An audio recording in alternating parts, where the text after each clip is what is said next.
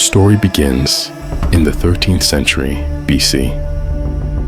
Egypt was emerging from the shadow of the tumultuous Amarna period, a time of religious upheaval that had left the empire weakened, but this would soon change. The arrival of a strong and visionary leader, Ramesses II, would restore Egypt's former glory. Known later as Ramesses the Great, he re-established Egypt's dominance in the ancient world, stabilized its borders, and left behind an architectural legacy that still amazes us today. But to understand his rise, we must first look at the transition of power that brought his family to the throne. In 1292 BC, the 18th dynasty came to an end with the death of Pharaoh Horemheb. Lacking an heir, Horemheb appointed his loyal vizier, Ramesses, as his successor. Ramesses ascended to the throne as Ramesses I, marking the beginning of a new royal dynasty. His reign was brief, lasting less than 2 years, but he paved the way for his son Seti I to take the throne. Seti I proved to be a capable ruler, reclaiming lands lost during the chaotic Amarna period. He also groomed his young son, Ramesses, for greatness. At just 14 years old, Ramesses was appointed Prince Regent, given military responsibilities, and provided with a household befitting his status. It was during this time that he married Nefertari, his beloved queen, whom he affectionately called the one for whom the sun shines.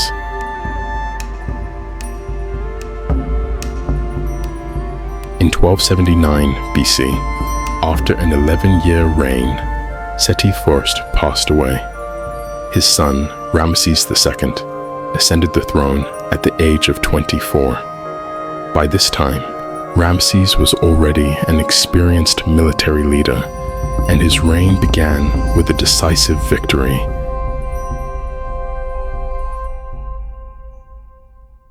In the second year of his rule, Ramesses defeated the Shurdan pirates, a group of sea raiders who had been terrorizing Egypt's Mediterranean coastline.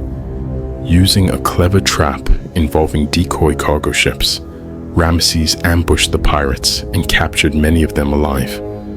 These captured Shurdan would later serve as his personal bodyguards, a testament to Ramesses' strategic brilliance. Ramesses' most famous military campaign came in the 5th year of his reign, the Battle of Kadesh. This monumental conflict against the Hittite king Uatali II was fought over control of the city of Kadesh in modern-day Syria. The battle is renowned as the largest chariot battle in history, involving around 6,000 chariots. Though Ramesses failed to capture Kadesh, he returned to Egypt, proclaiming victory. He even inscribed dramatic accounts of his bravery on temple walls, declaring, "Here I stand all alone. There is no one at my side.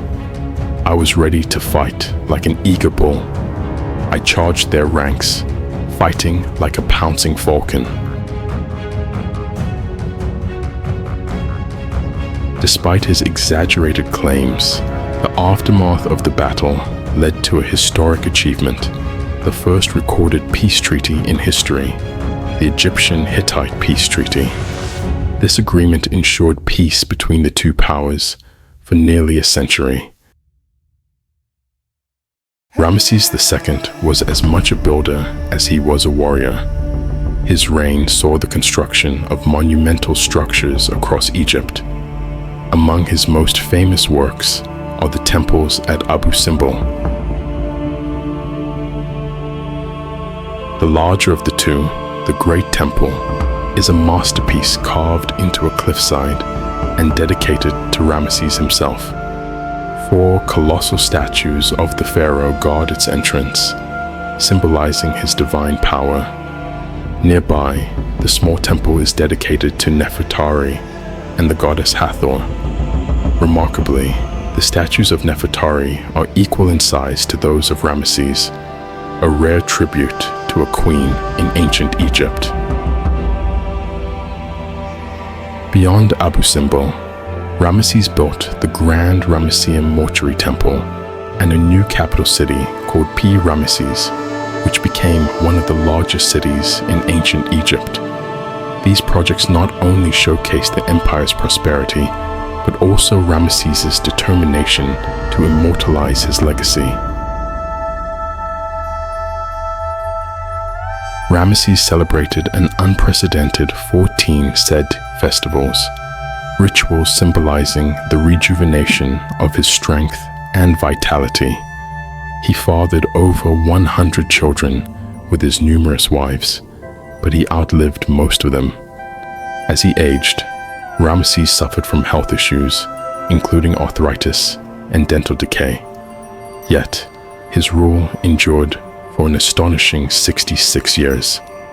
When he died in 1213 BC at the age of 90, he was succeeded by his son Merneptah, who was already 70 years old. Ramesses' mummy, discovered in 1881, now rests in the National Museum of Egyptian Civilization in Cairo, a silent witness to the grandeur of his era. Through his military conquests, architectural wonders, and sheer longevity, Ramesses II earned the title Ramesses the Great. His legacy continues to inspire and fascinate us thousands of years later.